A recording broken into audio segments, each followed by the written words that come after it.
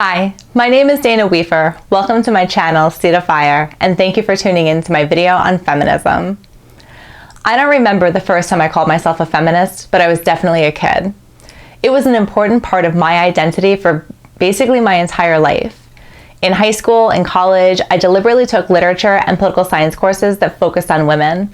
In law school, I was on the Women's Rights Law Reporter. Throughout my education, I was exposed to the writing and ideas of women who came before me, and I felt united with them by our common humanity and our common sex. Discussing those writings with other women helped me better understand how my biological sex affects my life experience. It also cultivated within me a strong sense of gratitude to the women who came before us and fought for our liberation. After the 2016 election, one of the first rabbit holes I went down was the anti-feminist rabbit hole. I wanted to understand why so many people opposed feminism and why hostility toward feminism seemed to be growing. It was hard going down that rabbit hole for me.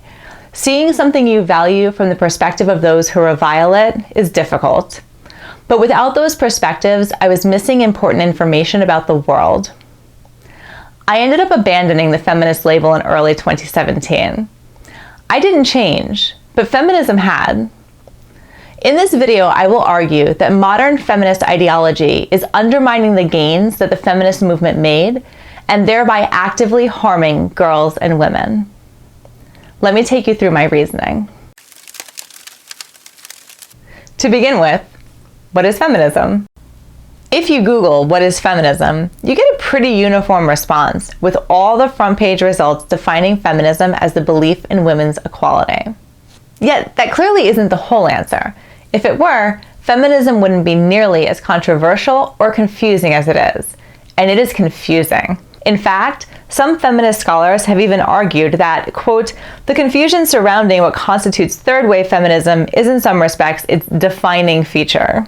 Why is a word that's so easily defined also so confusing? Well, one of the reasons is simply that we use it to describe too many things. The word feminism and its derivatives are used to describe the women's movements as well as feminist ideology.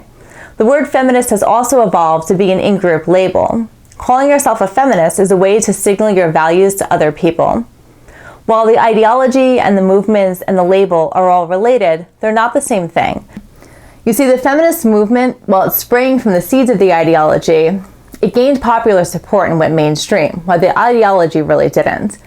The feminist movement made concrete changes that eventually garnered popular support, such as competitive and recreational sports for girls, reproductive freedom for women, and women's ability to pursue higher education and attain financial independence. Feminist ideology, with its analysis of a male-centered patriarchal society as the cause of the underlying inequality, just never caught fire in the mainstream. The feminist movement ended sometime in the early 1980s. However, the feminist movement, like the suffragette movement before it, left a legacy.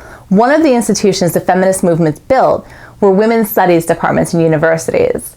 Through the women's studies departments, feminist ideology would be carried on and passed on to a new generation of students. But this is where things start to get really wonky. Because after the feminist movement ended, feminist ideology took a very strange and very anti-woman turn.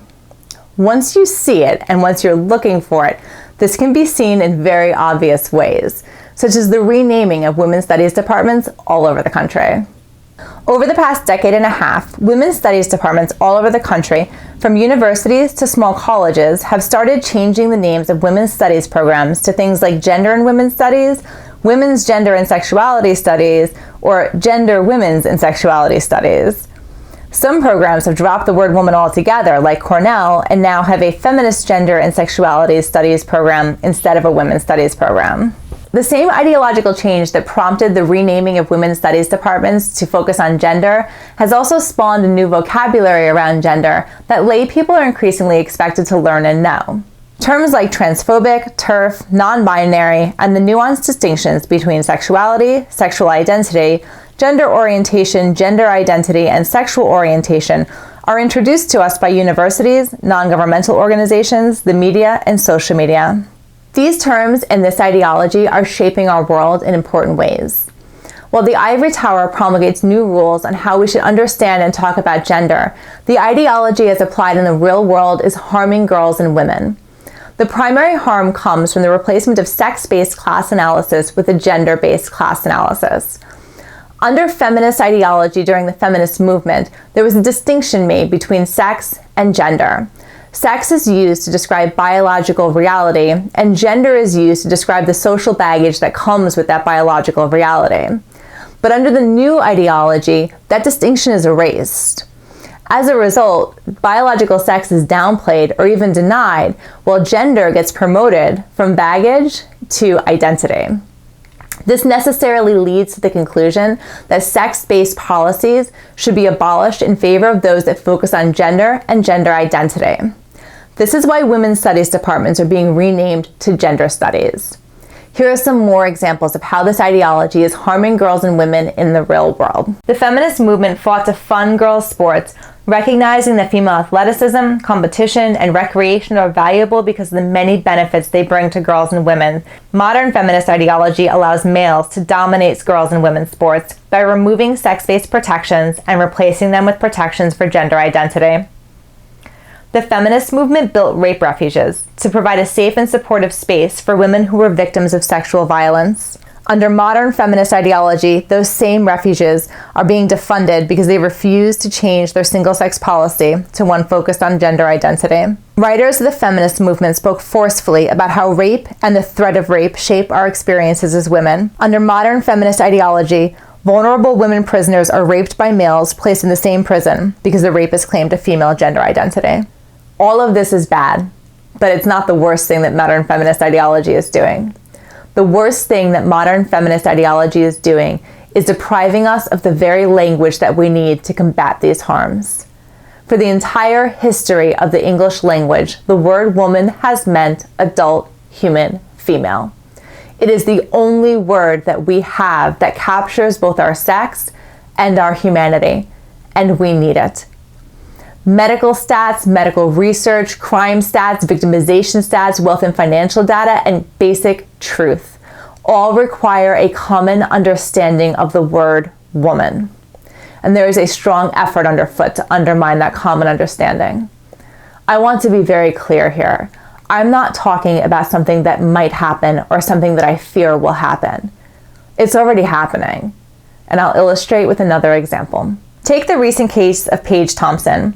Paige is accused of orchestrating the Capital One hack and stealing the personal data of more than 100 million people, one of the largest data breaches ever.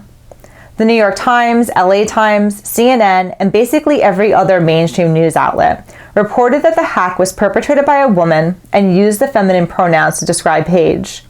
But Paige is male. Not only is Paige male, Paige is a frighteningly unstable male who had expressed a desire to commit suicide by cop, had threatened to commit a mass shooting at a large social media company, and had a roommate arrested the same day for possessing more than 20 illegal firearms. Any person with a shred of independent thinking looks at the situation and knows that Paige is not a woman. Paige is a mentally unstable male having an identity crisis.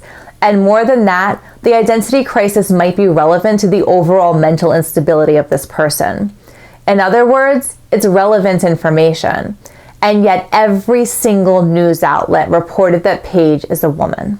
And this is not a lone instance. This is now the default. Personally, I'm most disturbed when these news outlets use the word woman and the feminine pronouns to describe males who are violent and sexually predatory towards women. But it happens all the time. From rape to collecting child pornography, to beating a woman's head in with a baseball bat over a political disagreement, to murder, across the English-speaking world, the word woman is now used to describe an identity rather than biological reality. It is no longer used to describe adult human female.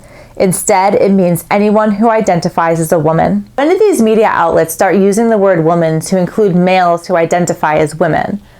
How did they all end up in such lockstep when the average person on the street still uses the word woman to describe adult human females? And it isn't just the media outlets using the new definition of the word woman and new rules on pronouns. The government does as well, at every level. From the local court, where records are changed to reflect that a convicted murderer prefers feminine pronouns, to the Federal Department of Justice referring to Paige Thompson as she in the complaint, and every single state allowing people to change the sex on their driver's license, it is readily apparent that the entities we rely on for accurate information are working under a new definition of the word woman. Why? Is there a clamoring from the masses for a new use of the word women? No, it's a fringe group. Your average person on the street knows that this is ridiculous, even if they might be afraid to say so. This is not an organic change in language. This is coming from the top down. It is not liberation. It is a form of social control. It's important to keep in mind that women's liberation is not the normal order of human affairs. Human civilizations default to women as an underclass. This is seen through Western history and much of the non-Western world today.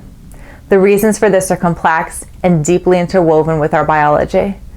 This is why it is so important that we diligently guard our liberty. Despite all of this, I am optimistic. And I am optimistic because I am 100% certain that a third women's movement is on the horizon. It's fomenting on the internet, on women-run websites and forums where women are able to speak freely and anonymously share their thoughts.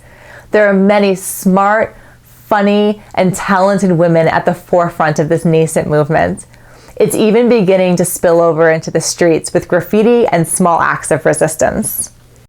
The biggest impediment this movement faces is that it doesn't yet have a name. It needs a name so that like-minded women from all parts of the political spectrum can come together and collectively organize under the banner.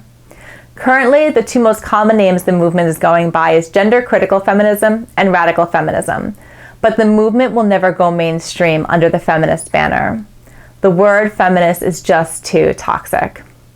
It's sad that the word has been appropriated by males and people who would do women harm, but if we are to preserve our liberty, we simply must move past it. We have many battles to fight, and we need to focus our resources on the first and most important battle, which is for the word woman. I suggest that we organize ourselves around the word woman. This is not going to be easy.